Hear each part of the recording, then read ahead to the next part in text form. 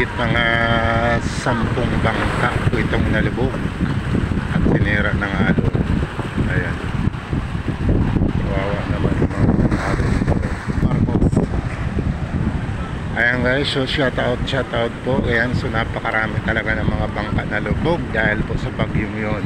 Ayan, kawawa naman yung mga ari nito. So million po ang nasira ng bagyong ito dito sa Bulan, Sorsogon. Lahat po bangka, ayan, nalalaki, napakarami po, marami pa rin. So dito pa rin yung alon, lakas pa rin yung mga alon, mga bangka na yan yung kalubog-lubog.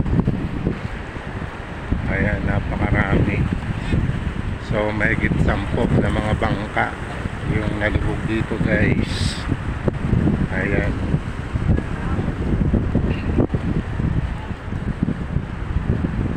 napakarami pa rin alon, malakas pa rin ang mga alon dito.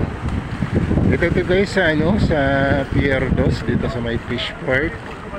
Dito po sa mga garahe ng mga bangka. Ayan po, nalubog, maraming nalubog, nasira. Ayan po, sira lahat ng mga bangka dito, konti lang ang natira. Ayan po, tingnan nyo guys.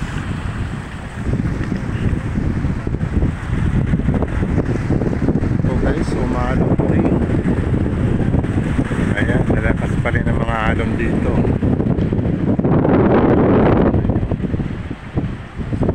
Lakas ng mga alon.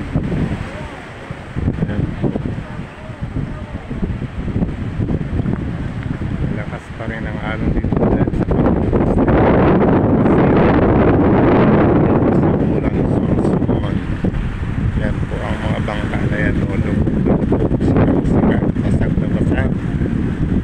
Ayan po guys. Ayan po guys, talagang hindi pa rin umuopa yung bagyong Christine dito. Lakas pa rin ang mga alon. Ang lalaki pa rin ang mga alon guys. Nakakatakot bangka dito, nakakabos. Oh my goodness.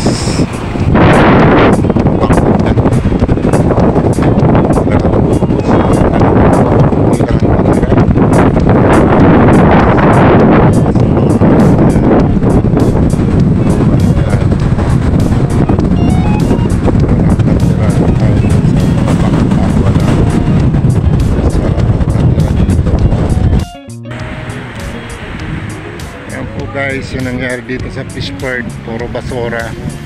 Ito yung mga coconut hash na galing sa mga ilog. Ayan, dala ng ng baha.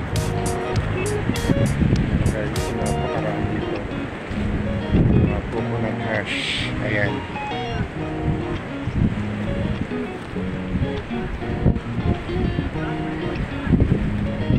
ayan po ang nangyari dito sa Fishport. Dala ng baha galing sa mga ilog.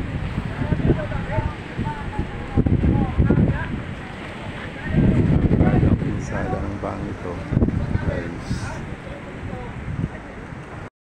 So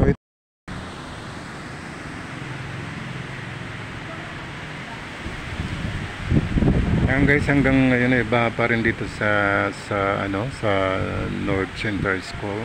Ayan po guys. So napakalaki talaga ng baha na binulot ng bagyong Christine dito sa Bicol region ng sa Bulan, Sorsogon guys. Ayan, so baha pa rin.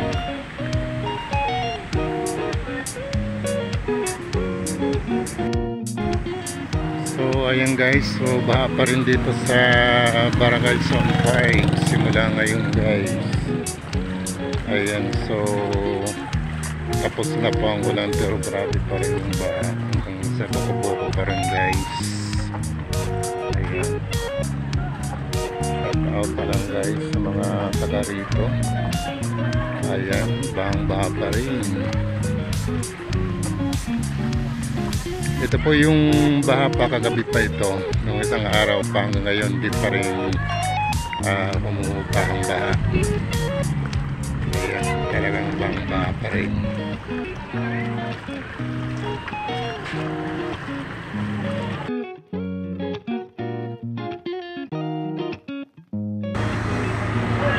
guys. So